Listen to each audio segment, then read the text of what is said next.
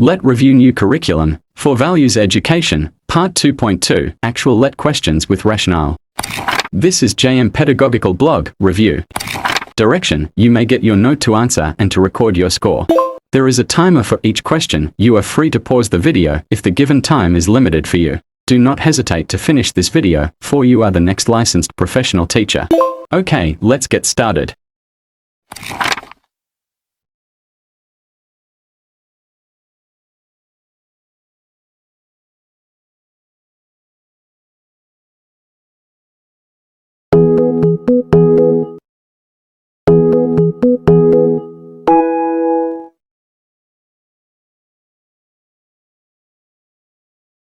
Ethics is the set of rules or principles that help determine what is morally right or wrong, and what is considered socially acceptable behavior. Protocol and standard refer to technical or procedural rules, not moral standards.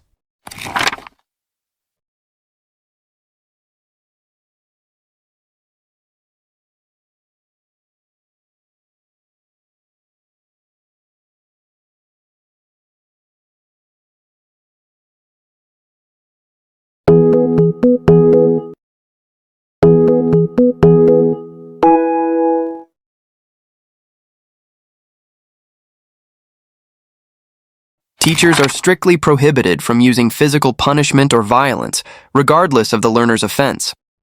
This aligns with child protection laws and ethical teaching standards.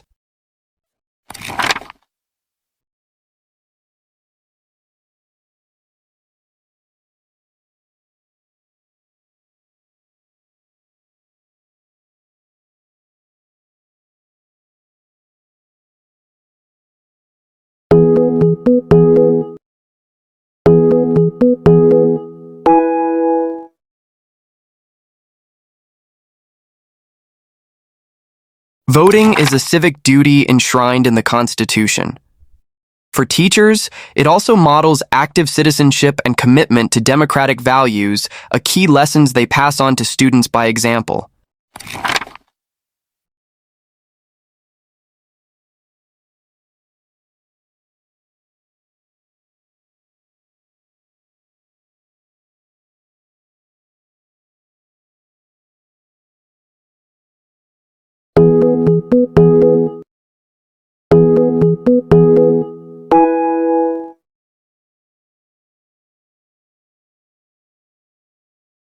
Addresses situations where an action has two effects, one intended good and one unintended but foreseen bad. In this case, the fire victims intend to save their lives, the good effect, by jumping, while the potential harm or death from the fall is an unintended but foreseen side effect. According to this principle, such an action can be morally permissible if the harmful effect is not intended.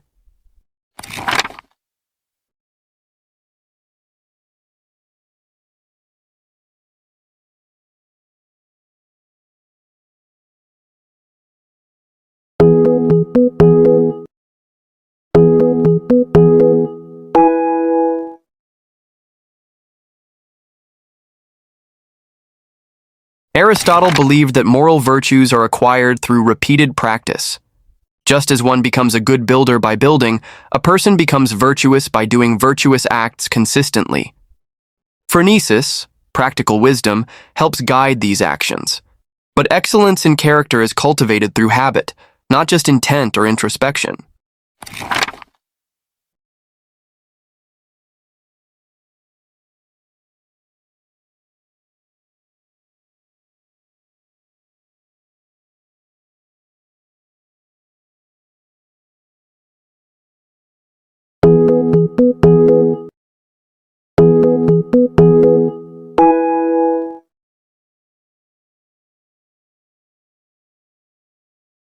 This is the core strength of deontology. Rooted in thinkers like Immanuel Kant, deontological ethics emphasizes that the morality of an action is determined by whether it adheres to a rule or duty, not by its consequences.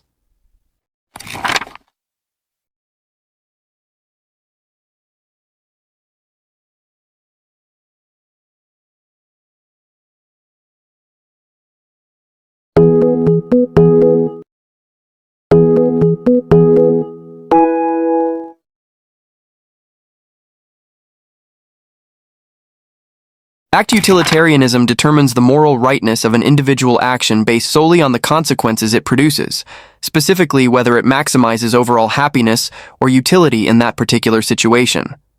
It does not rely on following general moral rules but evaluates each act on its own outcomes.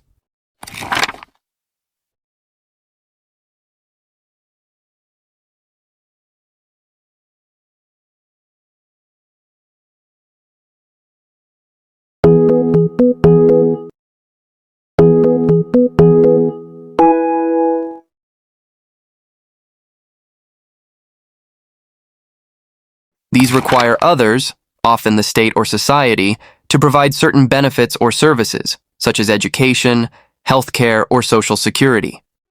The key idea is an obligation to act in support of someone's welfare.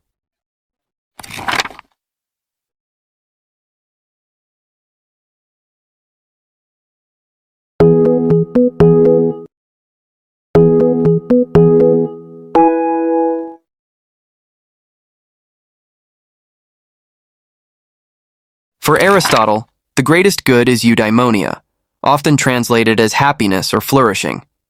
But it's not fleeting pleasure. It's the fulfillment of human potential through virtuous activity and rational living. He argues in the Nicomachean Ethics that every action aims at some good, and the highest of all goods achievable by action is eudaimonia.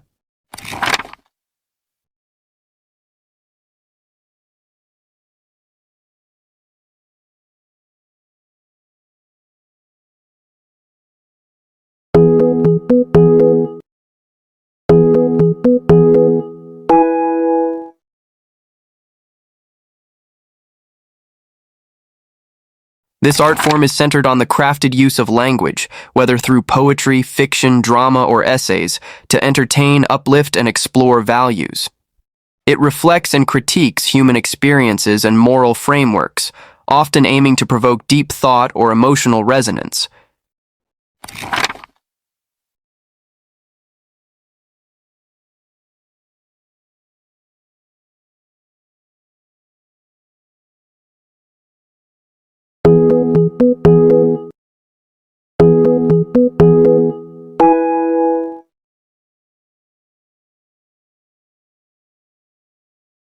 This aligns with constitutional criteria for declaring martial law, particularly in contexts like the Philippine Constitution.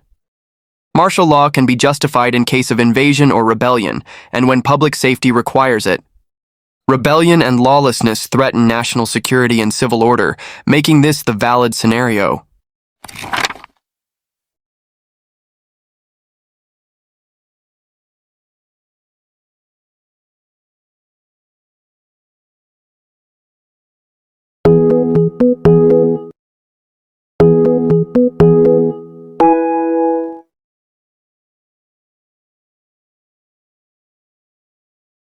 Richard's consistent commitment to doing what's right, serving everyone equally regardless of gifts, demonstrates moral uprightness and strong ethical principles, even when the surrounding culture tolerates favoritism.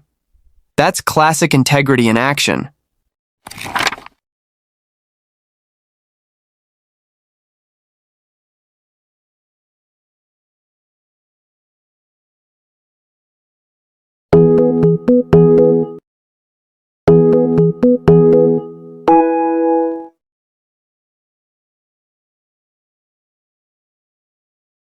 This principle acknowledges that learners grow and develop at different rates, with varying strengths, interests, and learning styles.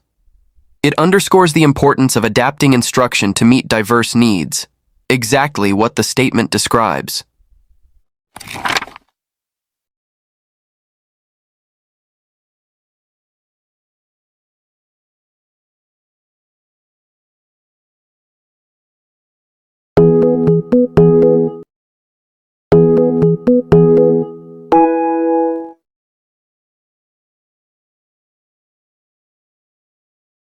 This is the systematic study of right and wrong, good and evil in human conduct. It provides the framework through which we assess ethical decisions and actions. If you want to judge whether something is morally acceptable, you're engaging in moral reasoning.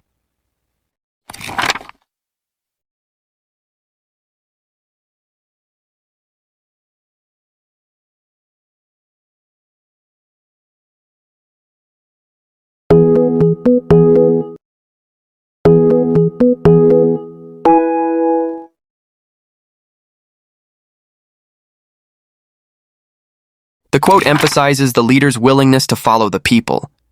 It suggests that the leader is attuned to the needs, desires, and direction of their people.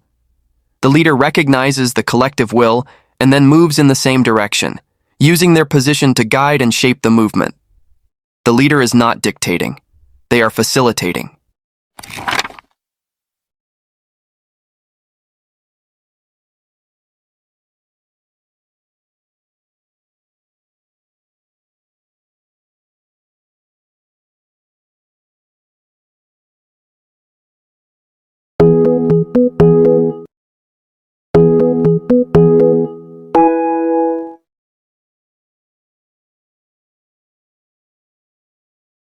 This directly captures the heart of the quotation.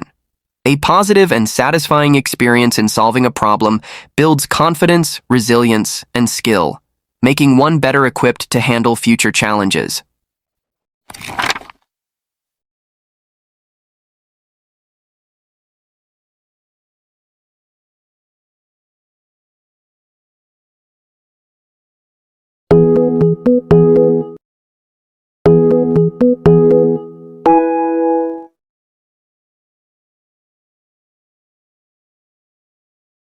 These are actions done knowingly, freely, and voluntarily, a product of rational choice.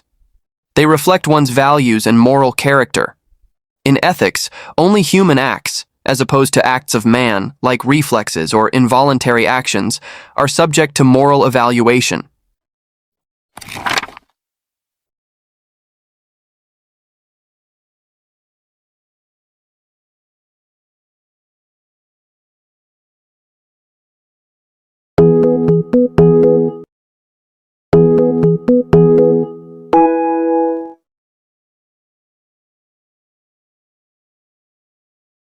A wish is the tendency of the will toward something, regardless of whether it is realizable or not. It reflects a desire or longing for something that may or may not be achievable. Unlike goals or intentions, which imply planning or commitment toward realization, a wish is more of an aspiration or hope.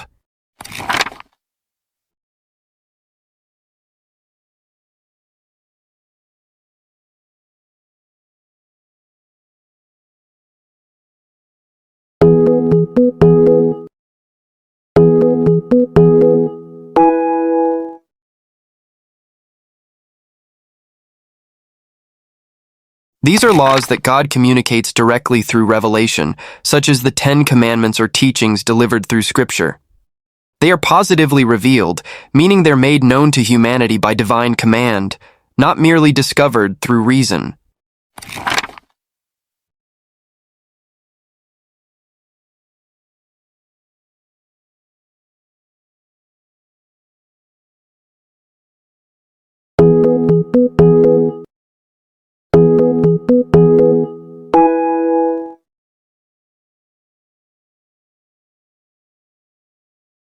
He proposed that the human soul has a threefold nature: vegetative, responsible for growth and nutrition, shared with plants; animal, sensitive, responsible for movement and sensation, shared with animals; rational, unique to humans, enabling reason and intellect.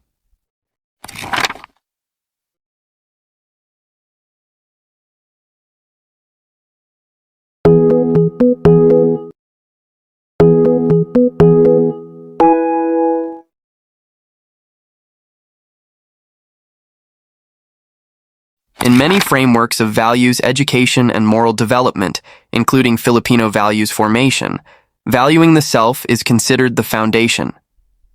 Before a person can meaningfully value others or engage in right action, they must first recognize their own worth, dignity, and potential. This internal grounding fosters self-respect, integrity, and personal responsibility.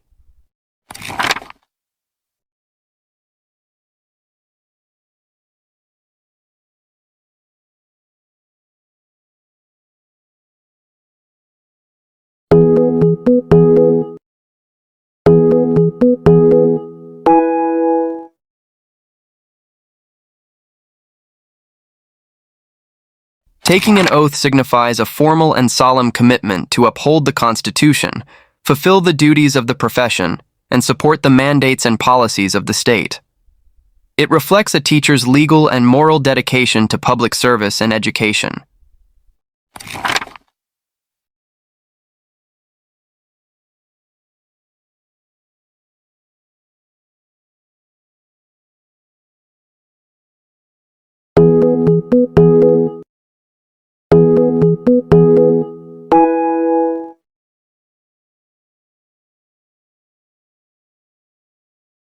This captures the core of a teacher's professional and personal responsibility.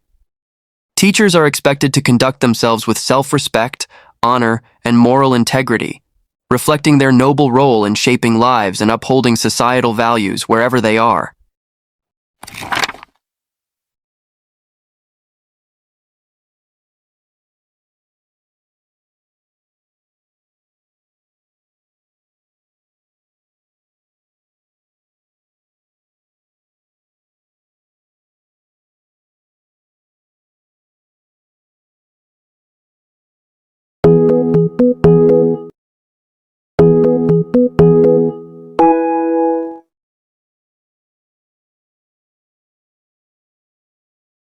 Upholding truth and fairness is part of a teacher's moral and professional duty. If there's a clear error in the grade, correcting it is the ethical action, even if it feels uncomfortable or potentially embarrassing.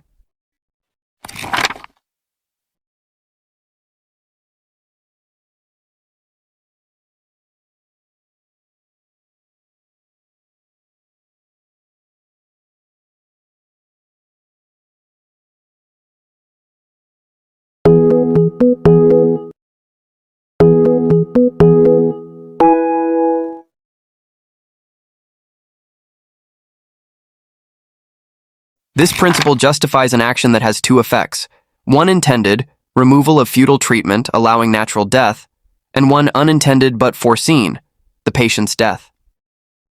The doctor's intent is not to kill, but to avoid prolonging suffering through extraordinary means.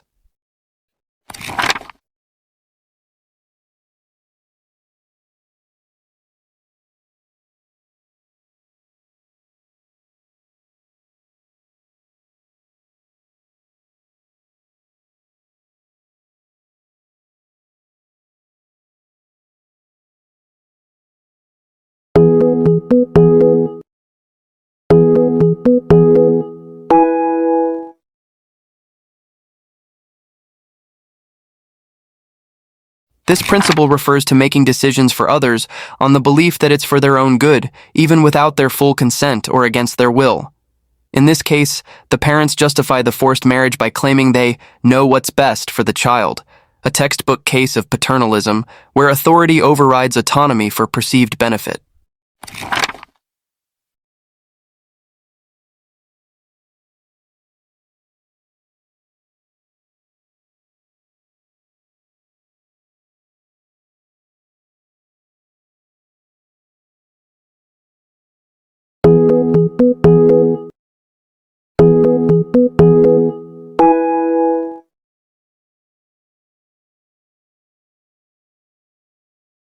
This is the defining strength of teleological, from telos, meaning end or goal, theories. These ethical frameworks, like utilitarianism and virtue ethics, evaluate morality based on the ends, outcomes, or purpose of actions, rather than the actions themselves.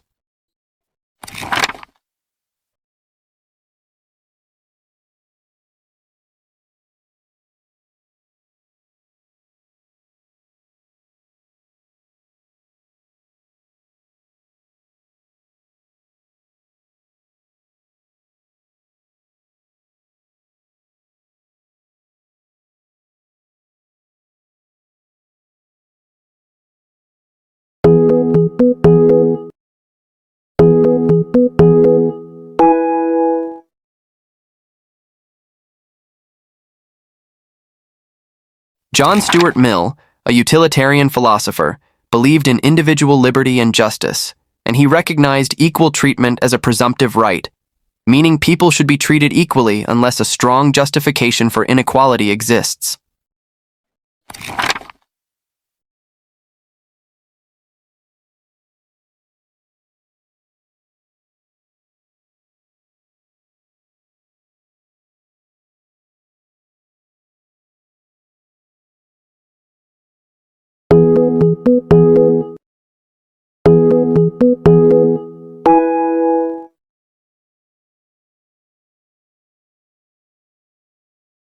Confucius advocated for a system where officials are chosen based on merit and virtue, not just by examination or accreditation.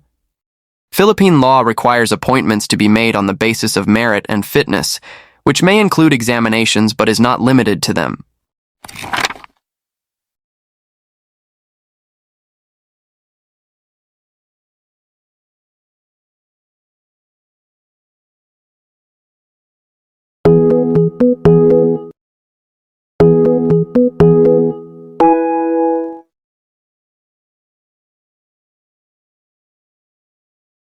This refers to unjustified negative attitudes or beliefs about people based solely on their race or ethnicity.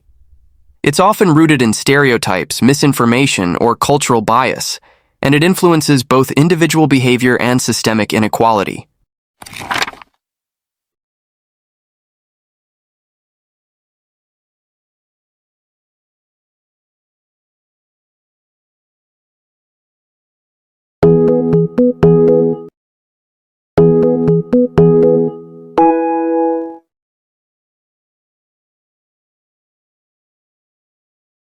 Traits like honesty and kindness build rapport, trust, and emotional warmth in interactions, core to being perceived as friendly and open in communication.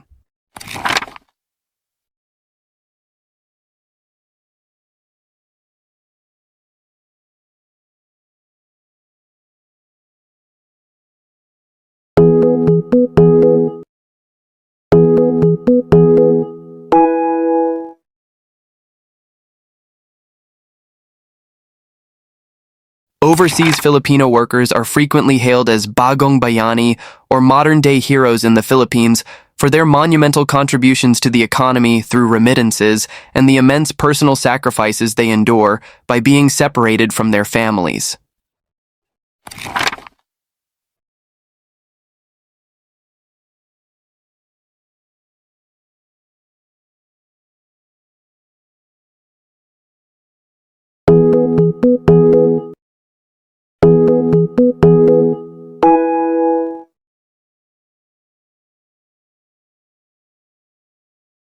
Refers to a system in which power and advancement are based on individual talent, competence, and integrity.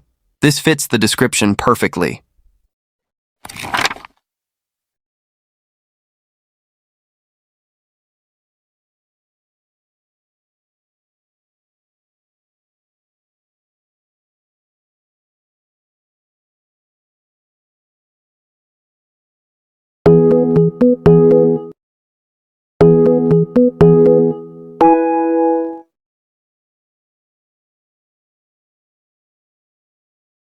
Authenticity in moral and spiritual leadership means the church must embody its teachings, not just in words, but in action. Walking the talk fosters trust and credibility.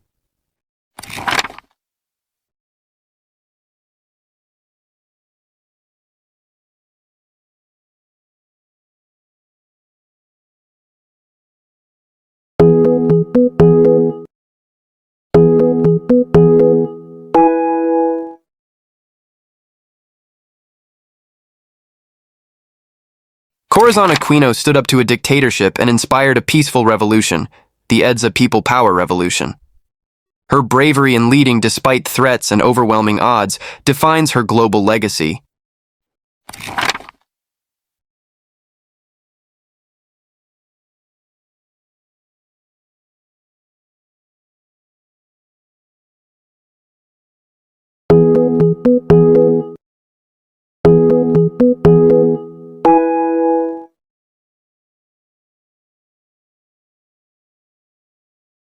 Recognition and acceptance by others relate to our interactions and social relationships.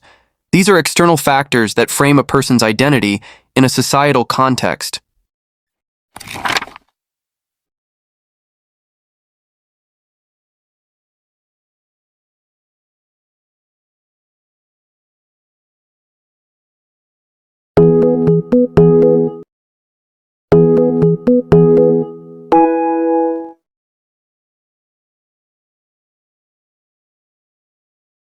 This directly refers to the quality of human actions in terms of being good, bad, or neutral.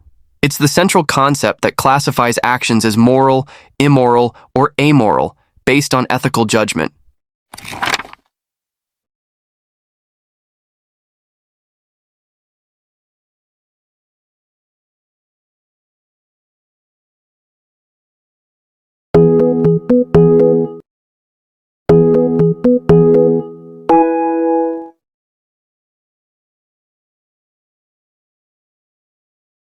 This directly refers to the lack of knowledge, especially knowledge that one is expected or ought to have. It's the most precise fit based on the phrasing of the question.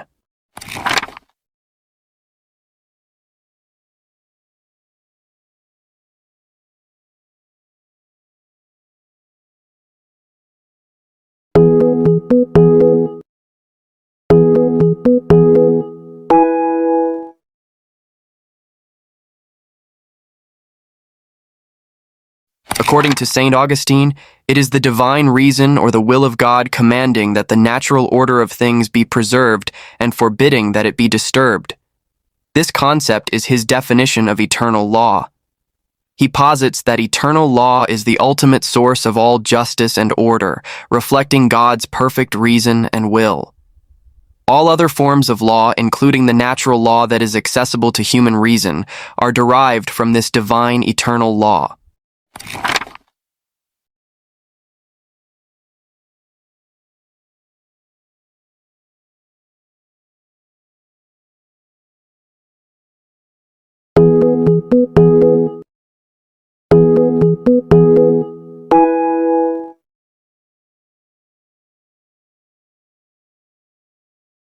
He taught that the summum bonum, the highest good, is the beatific vision, or the direct eternal union with God. According to Aquinas, only this vision can fulfill the deepest longings of the human soul, surpassing all earthly pleasures or achievements.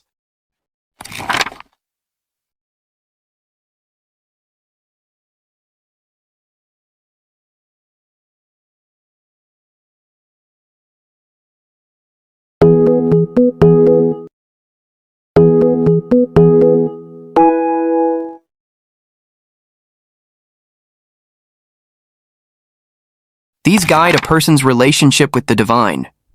They're grounded in belief systems and spiritual traditions that inform how one worships, prays, and aligns life with the will of a higher power.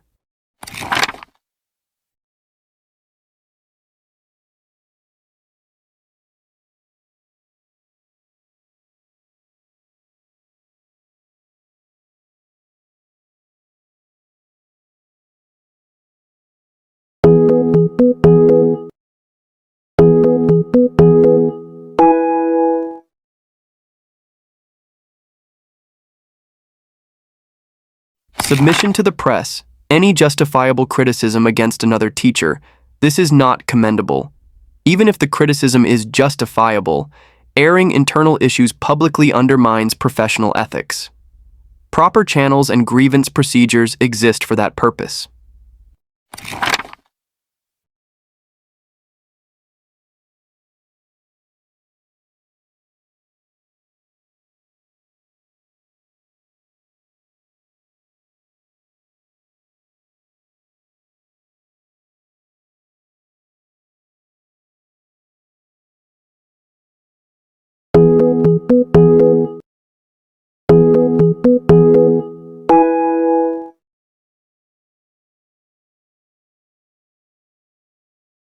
Upholds professional integrity. Bribery undermines merit-based hiring, and by refusing, you affirm your qualifications while still pursuing the job legitimately.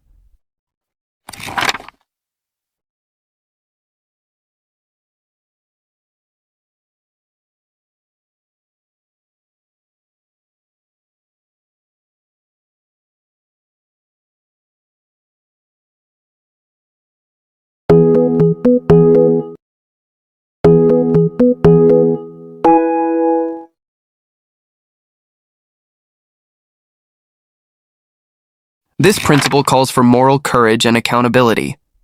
By staying silent about the illegal acts, Teacher Diane avoids moral responsibility and fails to uphold what is objectively right, reporting wrongdoing even when it's risky.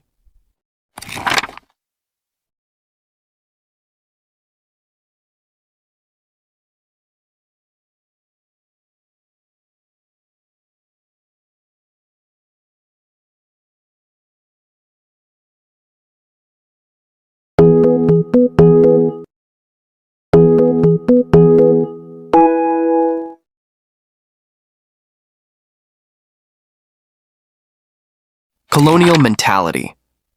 This refers to the subconscious preference for Western culture, language, and appearance over one's own, rooted in the Philippines' colonial history. The perception that English-speaking foreigners are superior reflects this internalized bias.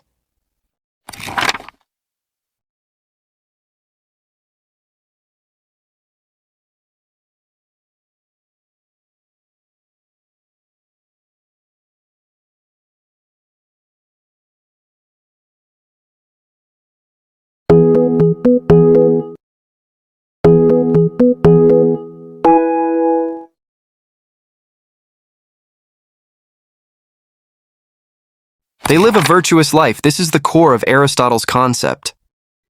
Eudaimonia isn't just about pleasure or success, it's about living in accordance with reason and cultivating virtues like courage, temperance, and justice. A truly fulfilled life, for Aristotle, is one rooted in moral excellence.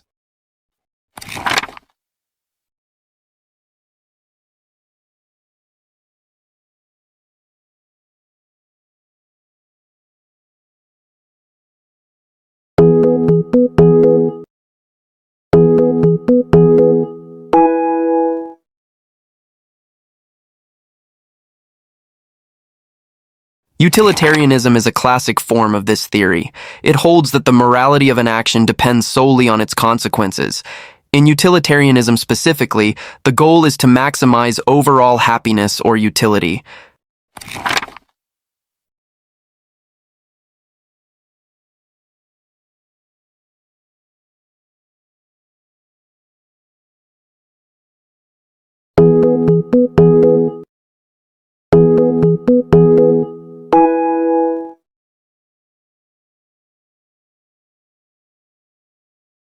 Utility is pleasure and the absence of pain.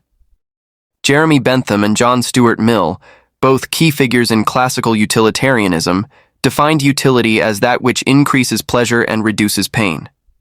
Mill refined Bentham's hedonistic calculus to include the quality of pleasures, but both agreed on this dual foundation.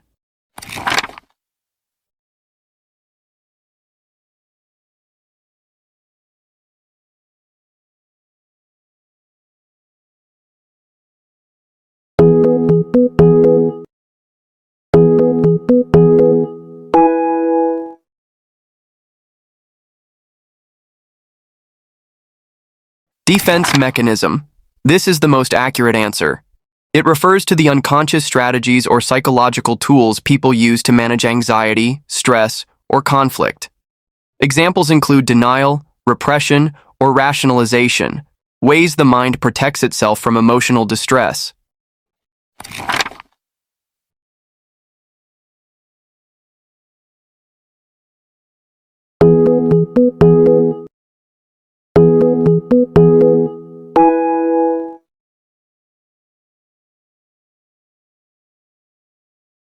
Career development. This refers to the continuous process of improving one's skills, gaining experience, and advancing in responsibilities or position at work.